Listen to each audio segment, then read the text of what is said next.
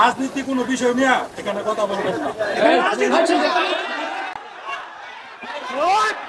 দেশ স্বাধীন হয়ে যাওয়ার পরেও দেওয়া হলো মাহফিলে বাধা, কিন্তু দীর্ঘ 16 বছর ধরে যেভাবে মাহফিলে বাধা দেওয়া হয়েছিল সেই বাধা আর এই বাধার মধ্যে পার্থক্য আছে। আগে আমরা দেখেছি মাহফিলে বাধা দেওয়ার পর জনগণ যখন নেতার উপরে ক্ষেপে যেত তখন স্টেজ থেকে নেমে এসে জনতাকে পিটাতেও দেখেছি অনেক নেতাকে। তবে এবার দেখলাম মাহফিলে বাধা দেওয়ার পর জনগণ ওই নেতাকে জুতা দিয়ে পিটাচ্ছে, এবং যখনই বক্তার পাশে এসে এক ব্যক্তি মাহফিলে বাধা দেওয়ার চেষ্টা করছিল, রাজনীতি নিয়ে আলোচনা করতে বাধা দিচ্ছিল, তখনই বক্তার কিছু বলার আগেই সাধারণ জনগণ তাদের অ্যাকশন শুরু করে দেয়। আগে কিন্তু এটা হতো না। আগে জনগণ ভয়ে বসে থাকতো, বক্তাও অনেকক্ষণ ভয়ে বসে থাকতো। তবে সাহসী অনেক বক্তারা প্রতিবাদ করতেন, কিন্তু এই বাধায় যেভাবে প্রতিবাদ করা হয়েছে বিগত 16 বছরে এমন প্রতিবাদ করতে দেখা যায়নি।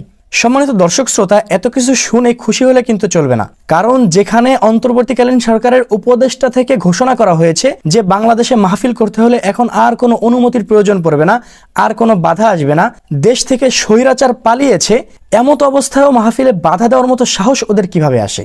তার মানে বোঝা যায় ওরা তো দেশ থেকে বিদায় নিয়েছে, তবে ওদের এজেন্ডা বাস্তবায়ন করার জন্য কিছু মানুষকে রেখে গিয়েছে। এজন্য আমাদের একদম নিশ্চিন্তে নাকে তেল দিয়ে ঘুমালে হবে না, এদেরকে দমন করার জন্য সকল ধরনের পদক্ষেপ গ্রহণ করতে হবে। এবং সেদিন ওই মাহফিলে যে ব্যক্তি বাধা দিয়েছিল ওকে আইনের আওতায় আনতে হবে। আমরা কিছু হলেই গণধোলাই দেই বা ধরে পিটাই বা জুতা মারি, এগুলো কিন্তু সলিউশন না। ধরে থানায় নিয়ে যেতে হবে, পুলিশের কাছে নিয়ে যেতে হবে, এবং সরকার প্রশাসনকে বলতে হবে যেন ন্যায় বিচার করা হয়। অর্থাৎ আমাদের এখন সবচাইতে বেশি দরকার ন্যায় বিচারের প্রতি এগিয়ে আসা। দেশে যদি ন্যায় বিচার না থাকে তাহলে আপনি কয়জনকে গণপিটুনি দিবেন, কয়জনকে জুতা মারবেন? গণপিটুনি, জুতা মারা এগুলো কোনো সলিউশন না। যখনই এমন কোনো কর্মকাণ্ডের সাথে কেউ জড়িয়ে থাকবে তখনই তাকে পুলিশের কাছে হস্তান্তর করতে হবে। আশা করি বুঝতে পেরেছেন।